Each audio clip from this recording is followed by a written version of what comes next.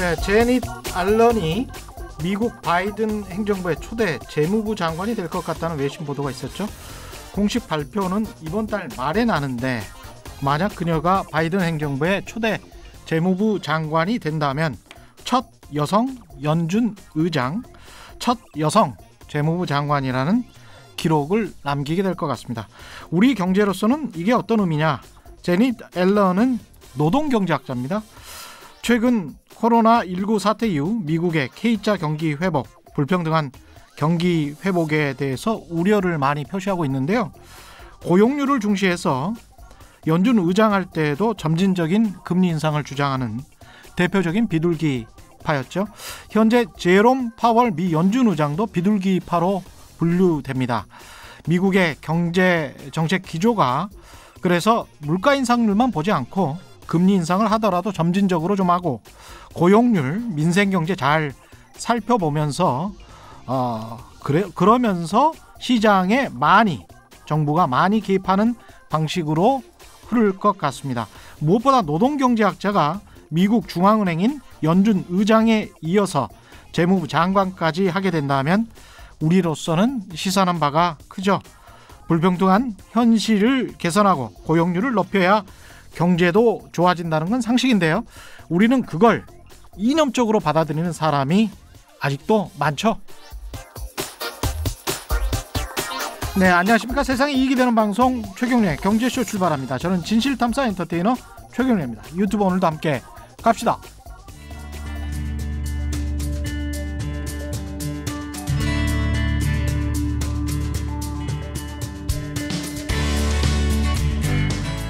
경제방송 아무거나 들으면 큰일 납니다. 듣고 또 들어도 탈이 나지 않는 최경영의 경제쇼.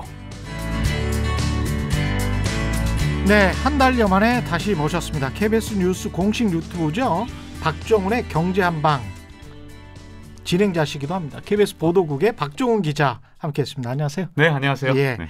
이야기 나누기에 앞서서 이번 주 한 주는 최경영의 경제쇼에서 하루에 세 분씩 총 15분, 지난번에 이제 두 분 더 합했으니까 17분이네요. 예, 청취자 여러분께 최경영 이광수의 골든크로스 책을 선물로 드리고 있습니다. 네, 오늘과 내일 이틀밖에 남지 않았는데요. 서둘러서 문자 많이 보내주시고요. 문자 보내주실 때 꼭 기억해야 할 세 가지: 성함, 연락처, 주소. 성함, 연락처, 주소.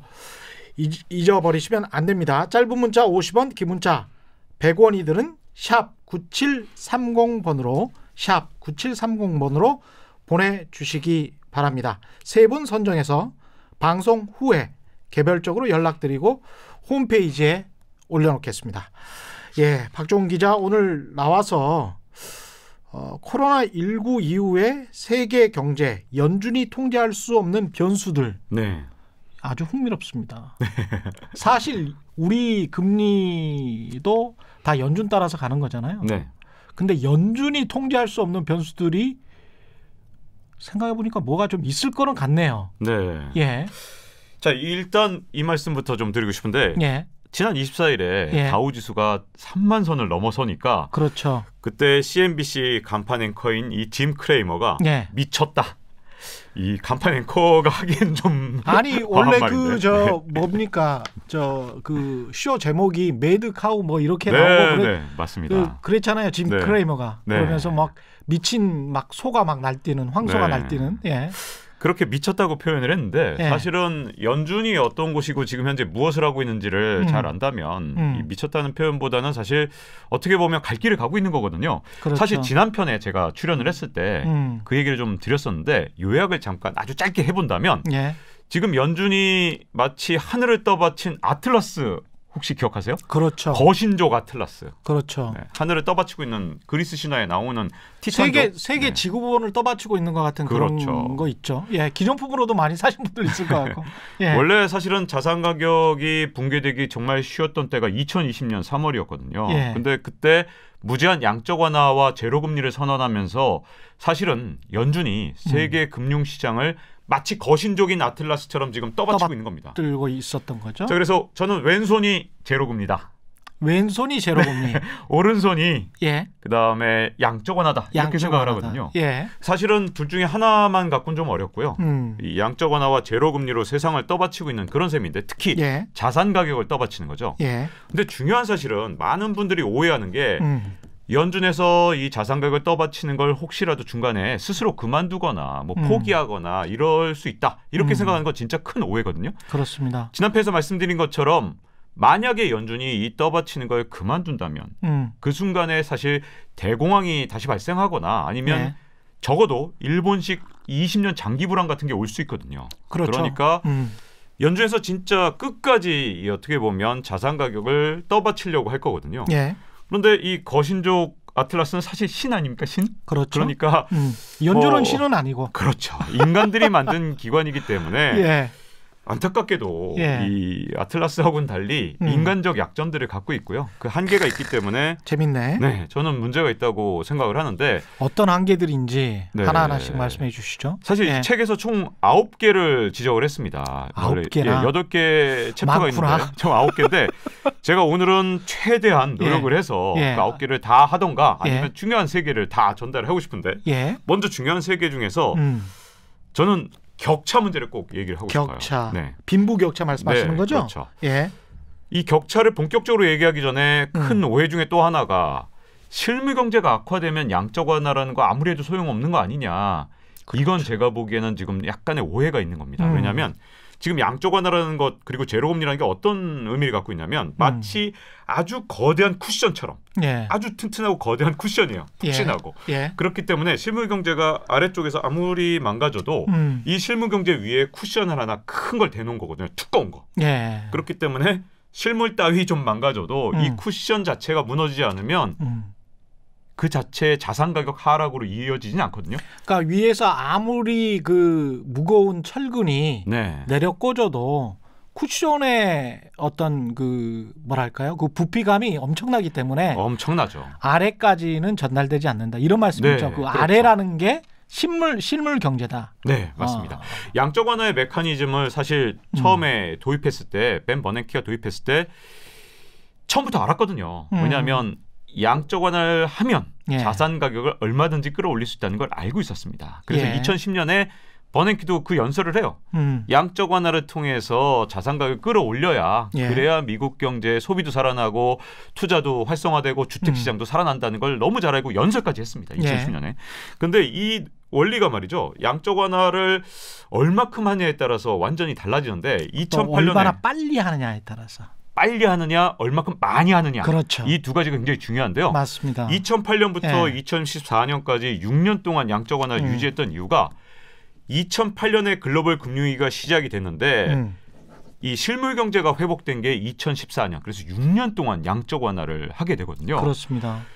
그런데 이 문제는 양적 완화 규모를 조금만 줄여도 주가가 폭락을 하고 그렇죠. 또 양적 완화를 다시 많이 하면 예. 주가가 상승하는 현상이 일어났습니다. 예. 그걸 2020년에 파월도 너무 잘 알기 때문에 2020년에 일단 양적 완화 3월에 했는데 문제는 그 규모가 너무 컸어요. 어느 정도로 컸냐면 예. 2008년부터 2014년까지 6년 동안 한 양적 완화의 규모가 대충 3조 달러 정도 되는데 그렇죠. 이번에 한 두세 달 만에 한 그렇죠. 석 달이 정확하게 석 달 만에 3조 달러를 3조 했습니다. 달러를 했죠. 네. 예. 그러다 보니까 그리고 이제 네. 내년 초에 또 한다는 거 아닙니까? 8천억이든 1조든 2조든 뭐 하긴 하겠죠 또. 그러니까 예. 6년 동안 한 걸 3개월 동안 했으니까 이 석 달 동안 한 파워가 아직도 예. 지금 시장에 남아 있는 거고요. 그렇죠. 사실 뭐 미쳤다고 얘기하면 자산 시장이 미친 게 아니라 예. 연준이 좀 적당히 좀 해야 되는데 예. 이번에 워낙 위기가 크니까 그만큼 돈을 너무너무 많이 풀었고 아까 제가 두꺼운 이런 쿠션이 있다 그랬는데 예. 이번에는 정말 한 이 글로벌 금융위기보다 예. 한 5배, 6배 더 큰 쿠션을 댄 겁니다. 갑자기 그 칩대 광고도 생각나나요? 흔들려도 움직이지도 않고 그렇죠. 아무리 뭐 내리 꽂아도 네. 예, 잠자는데 수면에 방해가 되지 않는 그런 상황을 만들어 버린 거군요. 네, 맞습니다. 예. 그래서 제가 이 양적 완화를 계속 유지할 수 없거나 예. 양적 완화를 해도 효과가 없는 9가지 요인들이 있다고 쓴 거고요. 그 중에서 가장 중요한 것 중에 하나가 저는 격차라고 생각하는데 격차다. 자, 먼저 저는 부의 격차가 굉장히 심각하다고 보거든요. 예. 자, 대공황 때 혹시 어떤 일이 있었는지 좀 돌이켜 보면 예. 제가 영국 드라마, 미국 드라마 참 좋아하거든요. 예. 이 저희 KBS에서도 방송했던 닥터 후라는 영국 드라마가 있어요. 예. 타임머신 타고 과거로도 가고 미래로도 가고 그런 못 건데. 봤는데 좌우지간. 네. 예. 근데 이 BBC 드라마입니다. 근데 이 드라마에서 이 그때 대공황이 왔을 때로 가거든요. 뉴욕시로. 근데 뉴욕의 센트럴 파크에 예. 온갖 부유층들이 전부 다 이 판자촌으로 몰린 거예요. 뭐 그 중에는 사실은 대공황 때 부유층들이 네, 변호사, 뭐 펀드 매니저 이런 정말 다 부유층이었던 망해서? 사람들이 예. 망했거든요. 그때 예. 왜 그랬냐면 주가가 다우지수 기준으로 87%가 하락을 했습니다. 10분의 1 토막이 났잖아요. 그런데 예. 워낙 주가가 그전에는 오르기만 했기 때문에 정말 너도 나도 특히 부유층일수록 돈을 더 많이 빌릴 수 있었으니까 있는 대로 돈을 빌려서 자산 투자를 했고 특히 주식 투자를 많이 했어요. 그때 부동산보다도 주식이 인기 있었기 때문에 그래서 주식이 10분의 1 토막이 나버리니까 예. 부유층이 무너진 거죠. 자, 지금 현재 미국의 10% 부유층이 예. 이 80%의 주식을 갖고 있습니다. 예. 아마 그때는 더 심하게 쏠림 현상이 있었을 거고 그때 통계는 없지만 그랬겠죠. 왜냐하면 그때 부의 쏠림이 더 심했거든요. 그리고 대공황 직전에. 게다가 이제 흑인이랄지 다른 유색 인종의 인구는 거의 자산을 못 가지는 상황이었기 때문에 네, 예. 맞습니다. 그러다 예. 보니까 엄청난 부의 쏠림으로 아마 부유층이 이 주식 비중이 훨씬 높았고 주가가 10분의 1 토막이 나니까 결국은 센트럴 파크의 판자촌 그게 별명이 후버빌이었어요. 후버빌. 예, 후버 대통령이 만든 마을이다. 네가 정책을 잘못했기 때문에 만든 마을이다. 이래서 후버빌이었는데 이 후버빌에 온갖 진짜 부유층들이 여기 모여 사는 장면이 그렇게 영국 드라마에도 나오거든요. 예. 그런데 문제는 이게 글로벌 금융위기 때는 양상이 바뀝니다. 버냉키가 바로 대공황 전문가거든요. 예. 대공황이 왜 왔나 이렇게 연구를 해보니까 그걸로 논문 썼죠. 네. 예. 자산 가격 폭락 때문에 왔다는 걸 너무너무 잘 알기 때문에 예. 양적 완화로 이렇게 주가를 딱 부양해 버리니까 예. 자, 무슨 문제가 생겼냐면 2008년부터 주가는 급반등, 2009년부터죠 정확하게 2009년부터 주가가 급반등을 한 반면에 실물 경제는 2014년에야 이 위기 이전으로 돌아왔거든요. 그렇죠. 네, 그 위기의 궤적, 위기 때문에 툭 떨어졌다가 다시 위기 수준으로 다시 돌아오는데 요 그래프가 돌아오는데 걸리는 시간이 무려 6년이 걸렸는데 예. 중산층은 실물 경제가 살아나야 소득이 살아나잖아요. 그렇죠. 근데 부유층은 주식을 갖고 있으니까 그 주가 상승으로 이미 부자가 돼버린 거예요. 양적 완화. 그렇습니다. 예. 근데 양적 완화의 효과가 안타깝게도 자산 가격부터 먼저 끌어올리고 한참 뒤에 실물 경제를 살렸기 때문에 지금도 똑같은 현상이 일어나고 있으니까 지금 네. 박종훈 기자의 이 책이 의미가 있는 것 같아요. 사실은. 네, 그렇죠? 그렇죠. 똑같은 현상이 일어나고 있는 거죠. 2008년이랑. 네. 예. 그래서 2020년 3월에도 똑같은 현상이 일어나는데 바로 먼저 자산 가격부터 끌어올리니까 그렇죠. 부의 격차가 엄청나게 커진 겁니다. 2020년에도 또 한 번 더 일어났어요. 그러다 보니까 이 부의 격차가 어느 정도까지 커졌냐 하면 제가 2019년 데이터까지 봤는데 거의 대공황에 근접했더라고요. 2020년 데이터는 아직 안 나왔지만 예. 제가 보기엔 이제는 정말 대공황 수준을 넘어섰거나 거의 네. 진짜 똑같을 가능성이 굉장히 큽니다. 예. 근데 세계 대공황 직전에 이런 말이 진짜 많았잖아요. 아무리 공장에서 좋은 물건을 쏟아내도 이걸 사줄 중산층이 없다. 예. 그래서 대공황이 온 측면도 있잖아요. 예. 지금도 똑같은 거죠. 마치 아무리 공장에서 좋은 물건을 만들어내도 지금처럼 중산층이 계속 무너져 간다면 예. 이걸 사줄 사람이 없기 때문에 대공황 직전의 상태처럼 될 가능성인데 이건 지금 당장 일어날 현상은 아니고요. 그렇죠. 한 2, 3년 뒤에 이 현상이 계속해서 누적되면 부의 격차가 언젠가는 감당할 수 없는 수준까지 커질 수 있는 그런 상황인 거죠. 예. 근데 이제 참 한편으로는 이 부의 격차를 즐기고 계시는 분들도 있고 계속 그렇게 빈부격차가 수십 년 동안 벌어져서 그럼에도 불구하고 자본주의나 주식시장은 계속 살아남았는데 뭐 무슨 일이 있겠어. 뭐 이런 생각을 또 많이 가지시거든요. 그러니까요. 예. 근데 사실 이번에 또 하나 진짜 무시무시한 격차가 하나 있는데 예. 기업 간의 격차거든요. 예.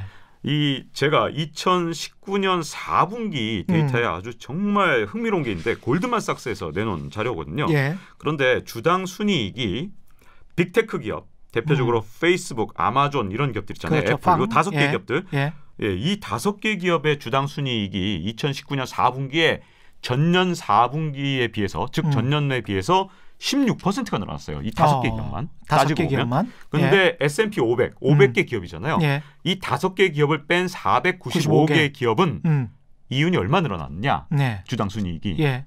0%. 자, 그러면 주당 순이익이 16%가 늘어난 기업이 5개가 있고 예. 495개는 평균 0%라는 건 예.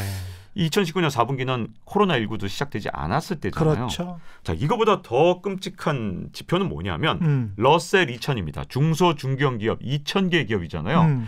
이 2000개 기업의 평균 주당 순이익은 마이너스 7%. 1년 만에 주당 순이익이 7%나 감소했다는 거예요. 이게 이제 중소형주로 네. 미국 경제 전반 저변을 보는 지수라고 보면 되는데 네. 그 주가 지수가 이렇게 낮다는 거예요. 그 주가 지수에 포함된 기업들의 순이익이 이렇게 낮다는 거죠. 그렇죠. 예.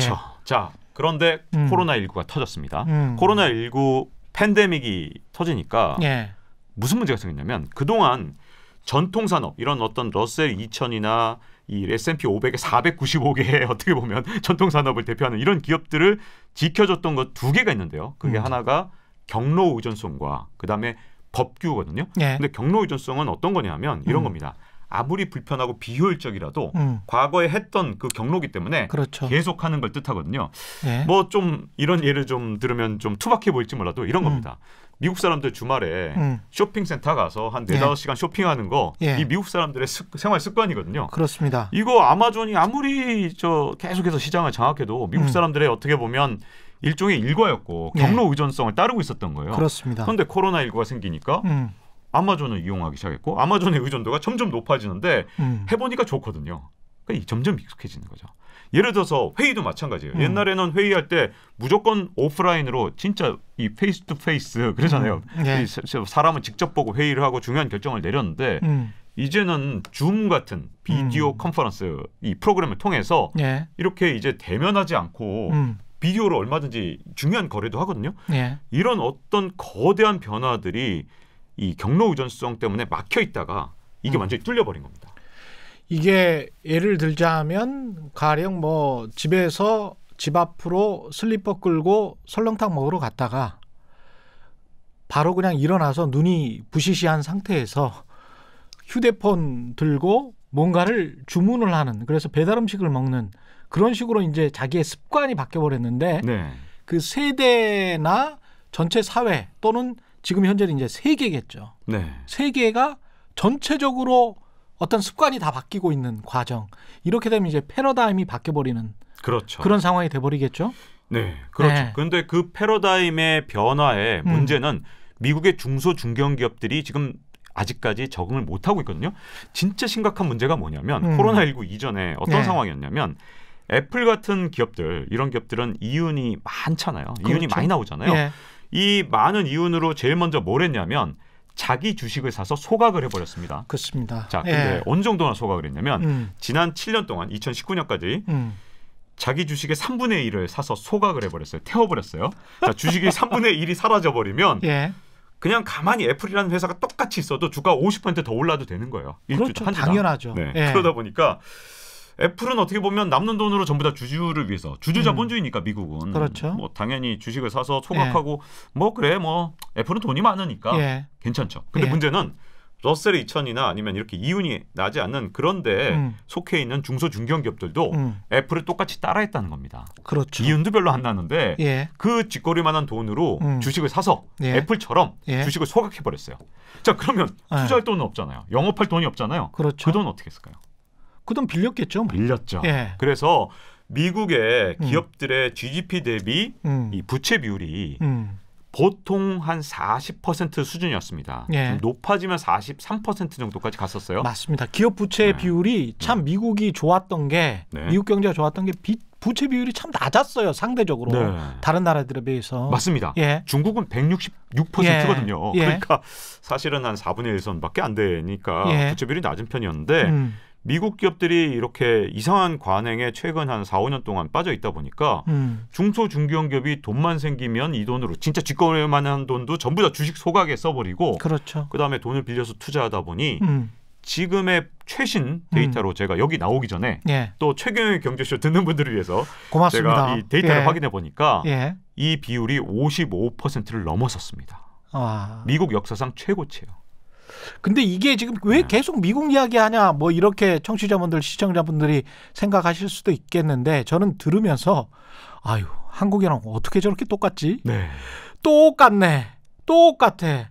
이런 생각을 지금 계속 하면서 듣고 있어요. 네. 제가 예. 미국 얘기를 이렇게 한참 드리는 음. 이유가 먼저 미국을 정확하게 이해해야 한국 시장도 이해할 수 있는데 두 가지 이유입니다. 하나는 미국이 시장이 그렇게 움직이면 우리나라도 그렇게 움직이고요. 그렇죠. 두 번째는 시장이 완전히 동조화돼 있기 때문에 예. 미국 시장 결국 따라가거든요. 그렇습니다. 전 세계 금융 시장이 결국 미국을 따라가기 때문에 미국을 정확하게 이해하면 한국 시장을 보는 시각도 좀 더 커질 수 있기 때문에 그렇습니다. 그 얘기를 좀 드리는 거고요. 음. 자, 이렇게 부채로 간신히 유지하던 그런 상황에서 코로나19 사태가 터지니까 예.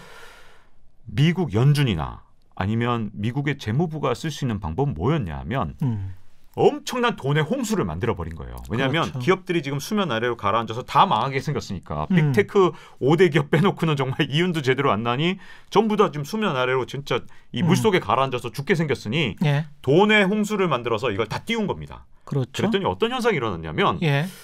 이 중소 중견기업들 또는 뭐 전통산업들은 간신히 물에 간신히 떠 있는 상태. 그런데 호적호적하고 네. 있네요. 예. 그래서 간신히 죽지 않고 살아있는 상태라면 빅테크 기업들은 완전히 하늘을 날아버린 거예요. 예. 그러니까 격차가 더 커진 거죠. 그렇죠. 영업하기 쉬운 상태가 되니까 빅테크 기업 입장에서는 야 이건 뭐 절호의 기회가 온 거예요. 그렇죠. 오히려 코로나19 때문에 위기가 온 게 아니라 시장 훨씬 점유율을 더- 높일 수 있는. 네. 예. 그러다 보니까 빅테크 기업의 전통산업 침략이 어떻게 보면 약탈일 수도 있는데 그렇죠. 그 상황이 훨씬 더 심화돼 버린 겁니다. 음. 자 이런 상황에서 바이든 후보가 대통령에 취임을 하면 예.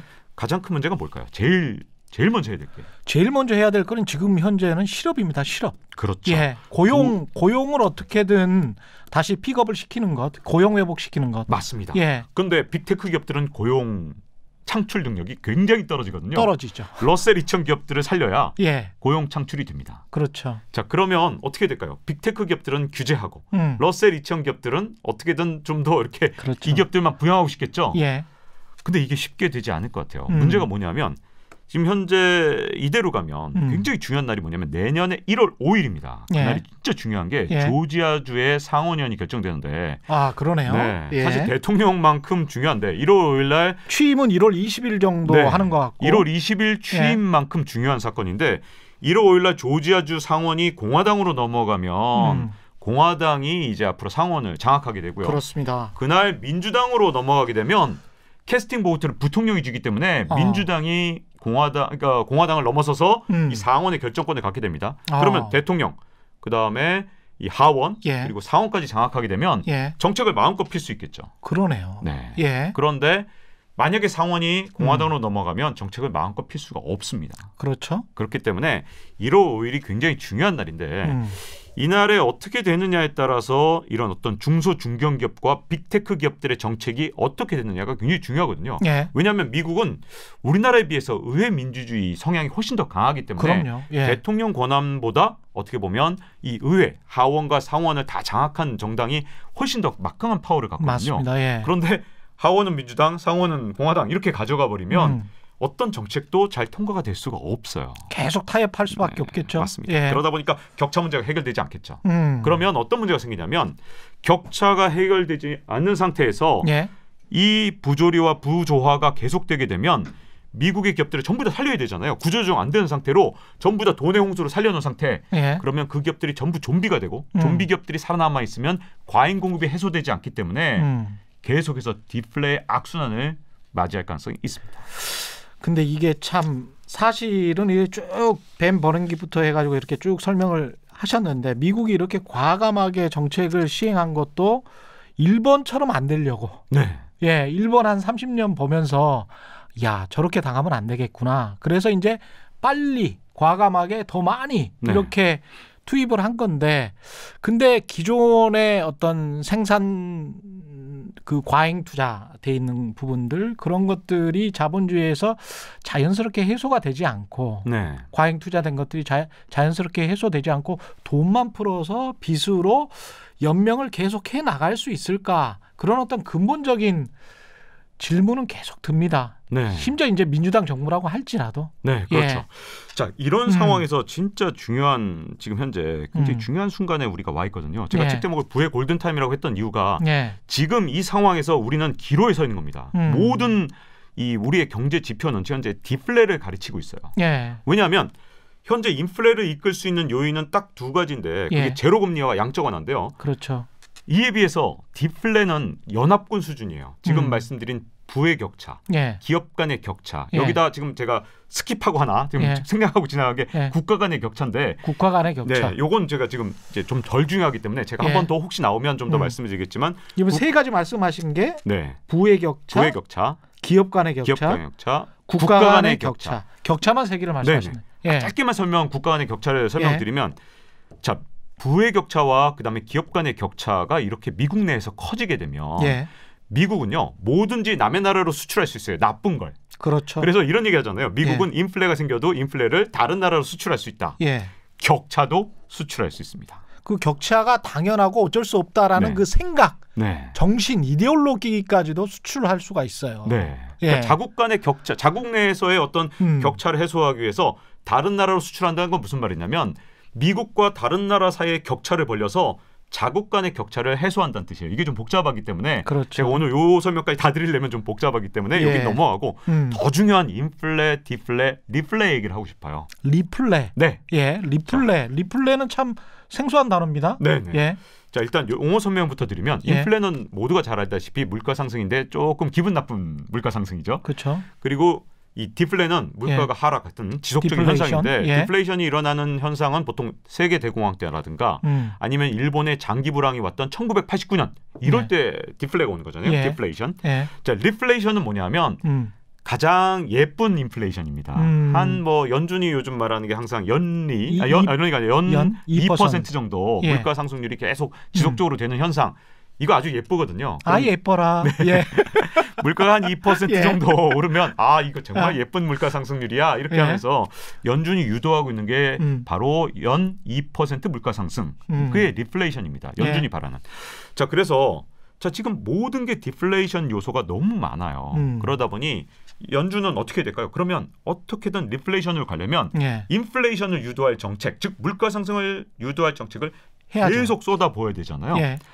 여기에 바로 함정이 있거든요. 근데 네. 인플레이션을 유도할 정책을 쏟아 부어야 되는데 금리를 계속 낮추고 양적 완화를 하고 있어. 네네. 이미 하고 있는데 자, 요번에 예. 2008년 글로벌 금융위기와 예. 2020년 코로나19 위기에 예. 연준의 이 정책에 아주 큰 차이점이 하나 있습니다. 2008년에는 양적 완화만 했어요. 거의 예. 양적 예. 완화가 중심이었어요. 그런데 2020년에는 이번에는 실물 경제가 너무나도 망가지다 보니까 네. 양적 완화하는 건 뭐냐면 이 절대 헬리콥터 머니가 아니에요. 양적 완화에 대한 오해가 뭐냐면 예. 이게 헬리콥터 지난번에도 머니라서 강조하셨죠. 이걸 갖다가 일반 국민들한테 뿌려준 그런 게 아니라 은행한테 뿌려주는 거예요. 그렇죠. 그러니까 이 돈으로 은행들은 주식을 사고 그러니까 자산 가격만 올려놓고 이런 어떤 이 부의 격차가 굉장히 커지는 전략이었다면 이번에는 이 코로나19 때문에 실물 경제에 종사하는 사람들이 굉장히 큰 어려움에 빠졌고 예.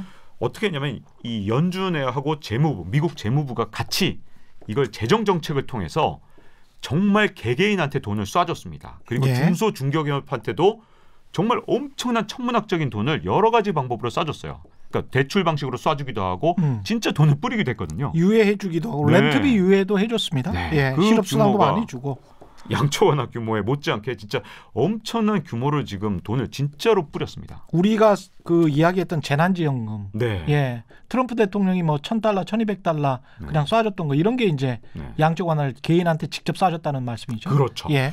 자, 그런데 이 인플레이션과 디플레이션을 얘기하기 전에 진짜 역사적으로 중요한 사건 네. 하나 말씀드리고 싶은데 이 독일의 이 바이마르 공화국 여기가 인플레이션 하면 항상 나오는 굉장히 중요한 나라거든요. 왜냐하면 이 독일에서 기억하시죠? 예. 그때 당시에 이 바이마르 공화국에서 1920년대 물가가 너무 많이 오르니까 애들이 블록 쌓기하는 사진이 있습니다. 검색해 보시면 구글링해 보시면 사진이 나와요. 애들이 돈 갖고 블록 쌓기를 해요.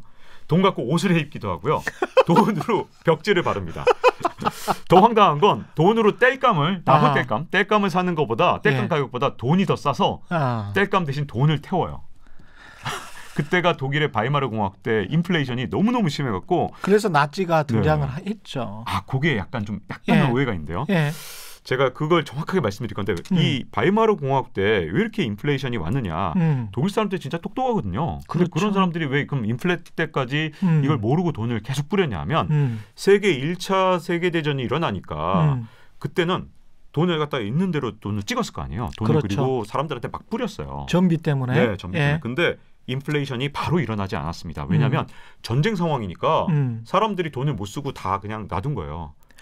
지금 저축률 높은 것도 비슷하다. 맞습니다. 그 말씀을 드리려고 그러는데 지금 이제 그 당시에 전쟁이 일어나니까 돈을 쓸 수도 없고 돈을 뭐 나중에 무슨 일이 생길지 모르고 불안하니까 또. 네, 겁나니까. 그리고 좋은 물건도 없었어요. 돈 쓰러 다닐 시간도 없고 뭐 일단 뭐 난리였으니까. 우리 코로나 때문에 지금 전 세계적으로 저축률이 높아지는 것도 불안한 현상이에요. 이게 지금. 네, 맞습니다. 그렇게 한 4년 정도 돈을 뿌린 상태에서 전쟁이 딱 끝나니까 돈을 쓸 수 있게 됐고 그 돈을 갑자기 쓰니까 유통 속도가 빨라질 거 아니에요. 그렇죠. 화폐 유통 속도가 빨라지면 물가가 오르거든요. 그래서 별로 인플레 상황이 아니다가 순식간에 동전을 뒤집듯이 인플레이션이 왔습니다. 아유 무서워. 그래서 만약에 지금처럼 이게 똑같은 현상인데 만약에 지금처럼 코로나19를 지금 현재 전쟁 상황에 비유하는 사람들이 많잖아요. 똑같이 전쟁이라고 우리가 이야기하죠. 미국에서 진짜 놀라운 일이 일어나는데 이렇게 돈을 계속 꽂아주는데 미국 사람들은 돈만 생기면 돈 쓰던 사람들이 요즘은 옛날만큼 돈을 안 써요. 좀 저축을 하거든요. 진짜로 저축률이 높아졌어요. 코로나19 상황 동안. 이게 너무 이상하고 전조가 안 좋은 거죠. 지금 상황이. 그래서 M2 총저축률 여기에는 예금이 들어가는데 이 총저축률 미국에서 총통화 죄송합니다. 제 용어를 총통화가 M2가 엄청나게 늘어났습니다. 예금이 늘어나니까. 사람들이 돈을 안 쓰고 자꾸만 이게 계속해서 돈을 아끼고 있거든요. 그렇죠. 그래서 이 상황이 만약에 한 2, 3년 계속되면 이게 동전의 양면처럼 갑자기 인플레이션으로 바뀔 수 있거든요. 그렇습니다. 그걸 굉장히 조심해야 되고 이 독일의 바이마르 공화국에 대해서 조금 잘못 이해하는 게 이 나중에 전쟁에 졌기 때문에 전쟁 배상금을 마련하기 위해서 돈을 찍었다 이렇게 생각하시는 분들이 있는데 그건 좀 사실이 아닌 게요. 전쟁 배상금은 이 독일의 마르크화로 갚게 되는 게 아니라 국제통화로 갚아야 되고요. 금으로 갚도록 했습니다. 그러니까 돈을 찍어서 갚은 건 아니에요. 그렇죠. 간접적으로 돈을 찍는데 뭐 여러 가지 방식으로 간접적인 영향을 줄 수는 있지만 직접적으로 돈을 찍어서 전쟁 배상금을 갚은 게 아니고요. 가장 큰 문제가 돈을 끊임없이 뿌리다가 그게 갑자기 유통 속도가 높아진 게 가장 주요한 이유 중에 하나거든요. 자, 그런데 지금 현재 상황이 인플레이션을 이제 적당히 유도해서 딱 이 리플레이션 상황, 물가 상승률이 한 해에 한 2% 정도 오르게 만들고 싶은 게 연준의 목표라면 그 목표가 과연 달성될 수 있겠느냐?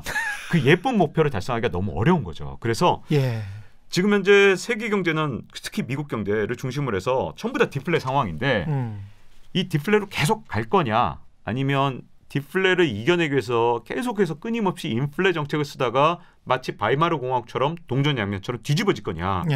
저는 이 둘 중에 기로에 있고요. 그러다 보니까 앞으로 봐야 될 게 뭐냐면 인플레냐 디플레냐가 앞으로 한 2, 3년 뒤에 굉장히 중요한 요소가 될 것 같습니다. 그렇죠.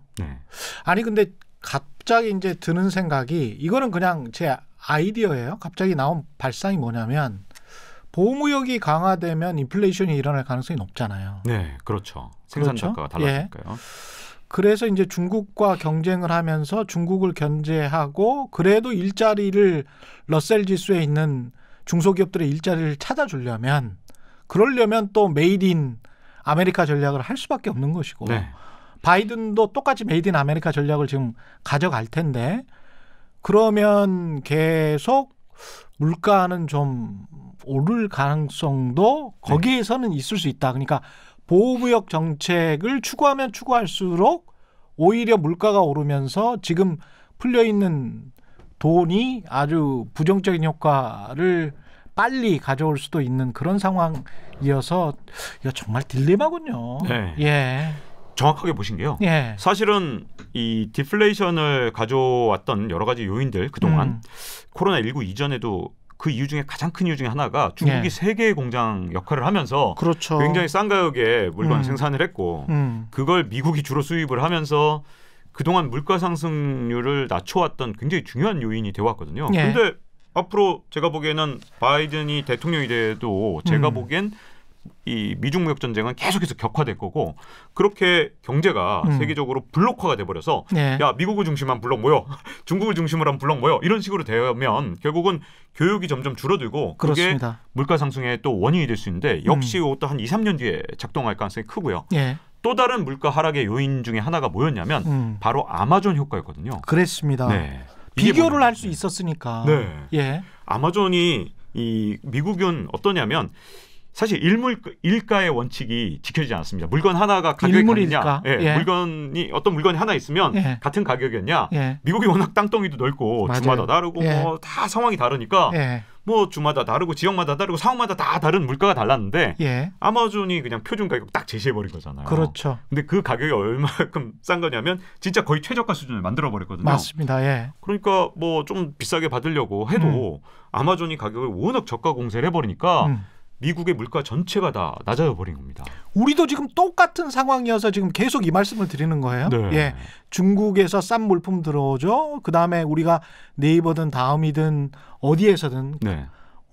지금 똑같이 아마존처럼 지금 구매를 하고 있지 않습니까? 그렇죠. 예. 우리나라는 뭐 네이버 쇼핑이라든가 쿠팡이라든가 이런 여러 가지 전자상거래 업체들이 아마존 효과처럼 그런 효과를 갖고 오고 있는 거죠. 물가 그렇습니다. 전체를 낮추는. 예. 자, 그런데 코로나19 이후에는 또 이것도 바뀌게 될 수밖에 없는 게요. 아마존이 이제 거의 시장을 장악해버렸거든요. 예. 이 속도로 장악하면 2, 3년 뒤에는 가격을 설정할 수 있는 그 정도까지 올 가능성이 굉장히 큽니다. 가격을 아예 설정할 수 있는. 네, 구글이 뭐 여러 가지 인앱 결제나 이런 것들 갖고 지금 되게 말썽이 많은데 예. 이 구글에서 이런 어떤 결제 수수료를 굉장히 자기들 마음대로 좀 정할 수 있는 이유 중에 하나가 시장을 장악해서 그런 그렇죠. 거잖아요. 독점하니까. 네. 예. 근데 아마존도 지금 이제 요 사태에서 계속해서 시장 점유율을 높여가니까 2, 3년 뒤에는 아마존 효과가 물가를 떨어뜨렸던 효과였다면 앞으로 2, 3년 뒤에는 물가를 올리는 효과를 갖고 올 수도 있는 상황이거든요. 거의 독과점 수준까지 갔기 때문에. 아이고. 예. 자, 그렇기 때문에 지금까지 계속해서 물가를 낮췄던 효과들이 이게 한 22, 3년 이후에는 물가를 끌어올리는 효과로 딱 반전이 일어날 가능성이 굉장히 큰 거죠. 야, 자. 괴물들을 키워놨다라고 볼 수도 있겠습니다. 우리가 팡 기업들의 혁신을 이야기를 하다가 네. 그 혁신이라는 것이 사실은 미국 같은 경우는 러셀, 그 중소형 기업들, 그다음에 한국 같은 경우도 사실은 대기업들이 독과점이잖아요. 네. 그 독과점의 상황에서 밑에 있는 한 90%의 중소기업들은 굉장히 힘든 상황인데 네. 그런 상황을 똑같이 전 세계적으로 지금 만들어 놓고 있는 거네요. 그렇죠. 예. 여기다가 보통 이제 70년대 중반부터 물가를 끌어올렸던 게 바로 유가였잖아요. 예. 근데 지금은 저유가가 계속되니까 그렇죠. 유가는 물가를 좀 안정시키는 역할을 하고 있는데 현재는 예. 이 유가도 좀 흥미로운 점이 있습니다. 뭐냐면 원래 유가는 이 1911년이 굉장히 중요한 해거든요. 예. 그때 이 록펠러, 예. 이 록펠러가 1911년까지만 해도 이 미국의 원유 시장을 완전히 장악하고 있었어요. 이 사실 록펠러가 좀 악덕 기업주라고 할 수 있는데 어느 정도로 나쁜 짓을 했냐면 이 경쟁업체가 생기잖아요. 근데 록펠러는 철도도 지배하고 있었거든요. 예. 그러니까 경쟁업체가 생기면 그 원유 수송을 안 해줬어요. 좀 심하죠. 거기다가 예. 록펠러가 시장을 장악한 다음에 무슨 일을 했냐면 경쟁업체가 또 생기면 원유 공급 가격을 절반으로 낮춰버린 겁니다. 아, 그래서 죽여버리는 거군요. 네, 죽여버립니다. 예. 그러다 보니까 스탠다드 오일이라는 회사, 록펠러의 회사가 미국 시장을 완전히 장악했거든요. 예. 근데 이게 시장을 자꾸만 어지럽히니까 미국 정부에서 이걸 34개 회사로 쪼개버립니다. 예. 그런 어떤 반독점법 이후에는 유가가 지속적으로 계속 장기적으로 안정된 상태였거든요. 예. 그런데 우리는 잘 알잖아요. 1973년에 뭐가 있었는지 바로 오일 쇼크. 쇼크가 있었죠. 네. 예. 근데 이 오일 쇼크 이후에는 그만 유가에 거대한 파동이 생겼습니다. 유가 고유가 사이클과 저유가 사이클이 지금 현재 반복되고 있거든요. 예. 그 이유가 뭐냐면 유가가 비싸지면 너도 나도 생산을 많이 하겠죠. 그렇죠. 탐사에 들어가서 유전을 개발하고 여기서 생산량이 많이 나오고 하겠죠. 근데 여기에 시차가 있습니다. 예. 탐사부터 원유를 생산할 때까지 몇 년이 걸리냐면 7년에서 8년이 걸립니다. 아유, 집 짓는 것보다 훨씬 더 걸리네. 네. 예. 집은 보통 3, 4년. 예. 그래서 3, 4년마다 집값의 사이클이 있잖아요. 그렇죠. 근데 원유는 요게 한 10년짜리 사이클을 만들거든요. 음. 그래서 이 고유가 사이클이 저유가 사이클을 만들었던 때가 언제냐면 1985년부터 2000년까지입니다. 예. 이때 또 유가가 낮아지니까 또 무슨 일이 생겼냐면 아무도 원유 유전을 개발하지 않은 거예요. 그래서 우리가 2008년 9년 그 글로벌 금융위기 때 유가가 너무 많이 올라서 그때는 뭐 $200 1배럴에 200달러 간다는 전망이 정말 많았잖아요. 근데 그렇게 고유가 사이클을 겪어오면서 또 이번에는 셰일가스니 뭐니 그동안 채산성이 안 맞아서 개발하지 못하던 걸 그 고유가 사이클에 다 개발했거든요. 예. 그래서 지금 저유가 사이클이 온 겁니다. 아. 그럼 이 저유가 사이클이 또 언제 끝나냐? 제 계산으로는 한 23년에 4년에 끝나거든요. 2023년에서 24년. 네, 그래서 예. 고유가 사이클로 변할 수 있는 게 아무리 늦어도 25년에는 변할 수 있습니다. 좀 빨리 오면 23년? 예. 왜냐하면 유공을 얼마나 폐쇄하느냐에 달려있는데 그렇죠. 유전을 폐쇄해버리거든요. 지금 예. 현재 생산이 안 되니까. 근데 한번 폐쇄하면 또 다시 또 새로 뚫어야 돼요. 그렇죠. 몇 시간이 오래 말라버리니까. 걸리니까. 말라버리니까. 예. 그래서 이 고유가 사이클로 만약에 변하는 시기까지 맞으면 이게 인플레이션으로 변할 수도 있는데 저는 물론 인플레이션으로 반드시 변합니다. 이건 아닙니다. 근데 우리가 고민해야 된다는 거죠. 이제부터는 예. 인플레이션 사이클이 올 수 있는데 그게 1973년하고 비슷한 현상이 올 수 있고 예. 그러면 처음에는 물가가 오르면 또 나와요. 또 어떤 사람들이 나오면 야 물가가 오르니까 이제 돈은 휴지가 된다. 그러면 뭐 부동산에 투자해야 된다. 예. 더 많은 부동산 사자 이러실 거예요. 예. 근데 이제 그게 한 1, 2년 가긴 했어요. 근데 문제는 그러면 미 연준이 가만히 있을 수가 없거든요. 왜냐하면 연준 입장에서 만약에 해서 돈 가치가 진짜 휴지가 돼버리게 놔둘 수는 없잖아요. 달러가 휴지가 되면 미국이 그럼 큰일 나죠. 네. 예. 용어를 좀 쓰자면 트리핀의 딜레마라는 게 있어요. 예. 미국 사람들은 달러와 가치를 지키는 게 진짜 중요하거든요. 그렇죠. 미국 엘리트들이 제일 중요하게 여기는 게 달러를 너무 많이 발행해서 너무 흔해져도 안 되고 그렇죠. 너무 조금 발행해서 이게 거래 수단이 안 돼서 국제 통화로서의 지위를 잃어도 안 되는 이걸 트리핀의 딜레마라고 부르는데 예. 문제는 이 트리핀의 딜레마에 빠지면서 만약에 물가가 계속 오르고 진짜 달러 가치가 떨어지면 금리를 올릴 수밖에 없거든요. 그렇죠. 그러면 자산 가격이 떨어지더라라는 게 1970년대 중반부터 이미 한번 경험을 했던 거기 때문에 예. 인플레이션이 오면 처음에는 아마 이래서 자산 가격이 더 오른다 그러면서 어쩌면 실제로도 더 자산 가격이 더 오를 수도 있고요. 다만 그렇게 되면 연준이 어떻게 할 것이냐 이 연준의 대응을 좀 주의 깊게 봐야 되는 거죠. 지금 말씀하시는 거 들어보면 이제 시점은 언제일지 모르겠지만 인플레이션이 만약에 온다면 금리를 올릴 수밖에 없고 그 금리를 올리는 그 시기에 우리는 좀 대비를 해야 되겠다. 네네. 그런 측면에서 자산에 투자하는 사람들, 뭐 부동산이 우리 가계 자산의 뭐 80%니까요. 네. 그래서 좀 걱정하는 측면도 있고, 그래서 부동산 이야기를 먼저 하고 그다음에 주식 이야기를 하자면 부동산을 가지고 있는 사람들 또는 앞으로 사려고 하는 사람들 이거 어떻게 해야 될까요? 갑자기 부동산으로 훅 들어오시니까. 근데 예. 이게 참 공영방송 기자로서 예. 부동산 얘기하기가 참 어려운데 어렵죠.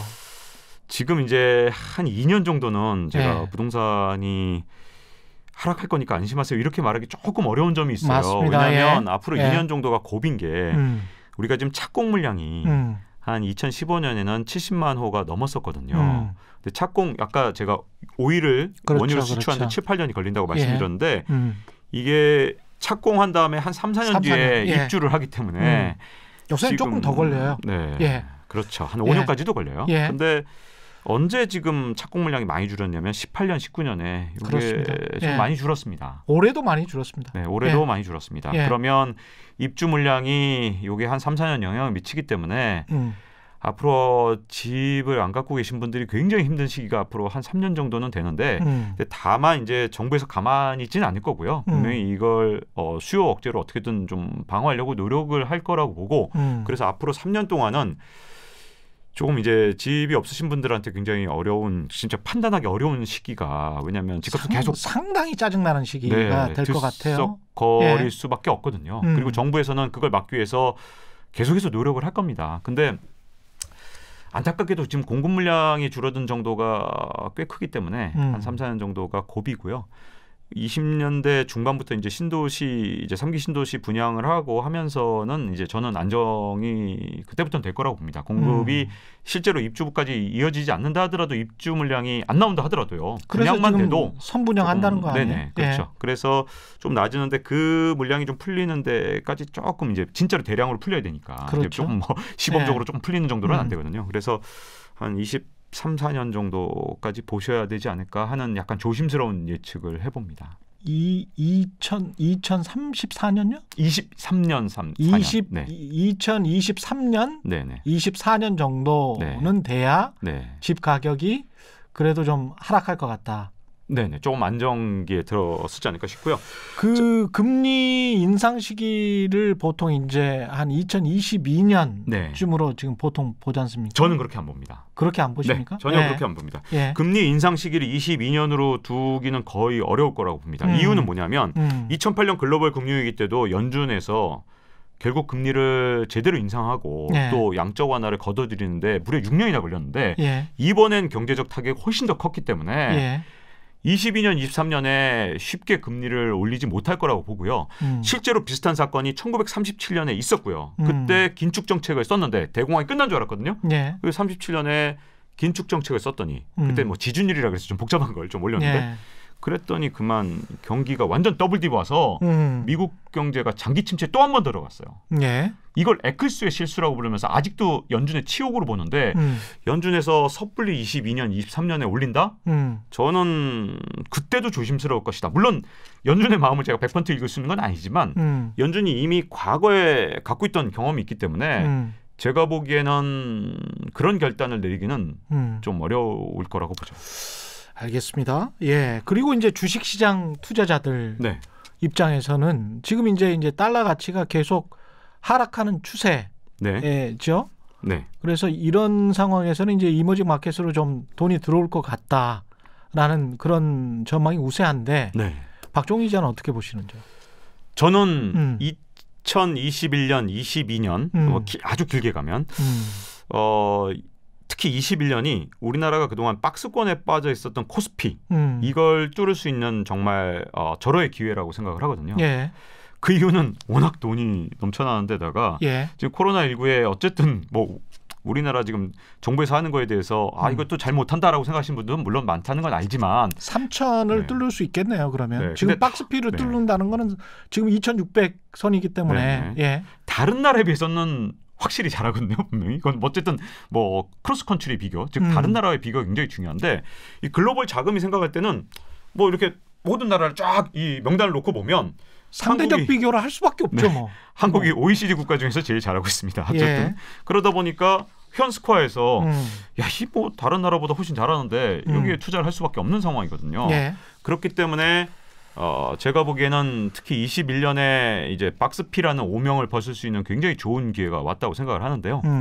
근데 이제 장기적으로는 약간 걱정이 되는 게 우리나라가 장기적으로는 어쨌든 대부분 산업이 사이클 산업이지 플랫폼 기업이나 이렇게 독점 기업들이 아니기 때문에 안타깝게도 중기적으로 우리나라의 미래를 봐야 되지 않을까 이렇게 생각을 합니다. 그렇죠. 오늘도 근데 좀 아쉬운데 지금 끝날 시간이 된 것 같습니다. 거의 끝날 시간이 됐는데 전망은 일단 2021년 내년 전망을 하자면 부동산 시장도 쉽게 하락할 것 같지는 않다.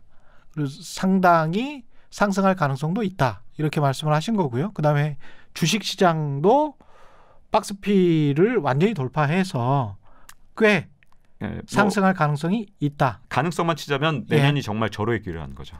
알겠습니다. 오늘 말씀 감사하고요. 지금까지 KBS 보도국 박종훈 기자와 함께했습니다. 고맙습니다. 네, 고맙습니다. 저는 KBS 최경영 기자였고요. 내일 4시 5분에 다시 찾아뵙겠습니다. 지금까지 세상에 이익이 되는 방송 최경영의 경제쇼였습니다. 고맙습니다.